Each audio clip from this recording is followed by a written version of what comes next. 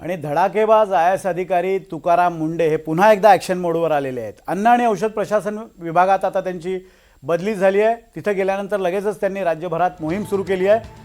मुंबई, पुणे तसंच कोकण, नाशिक आणि संभाजीनगर या विभागांमध्ये गुटखा विक्रेत्यांविरोधात त्यांनी कारवाईला सुरुवात केली। एकाच दिवसात 28 आस्थापना सील करण्यात आल्या आहेत आणि जवळपास 33 आरोपींना विविध गुन्ह्यांमध्ये अटक करण्यात आली आहे। तुकाराम मुंडे हे सध्या FDA मध्ये नियुक्ती त्यांची झालेली आहे आणि तिथे जाताच त्यांनी धडाका सुरू केला आहे।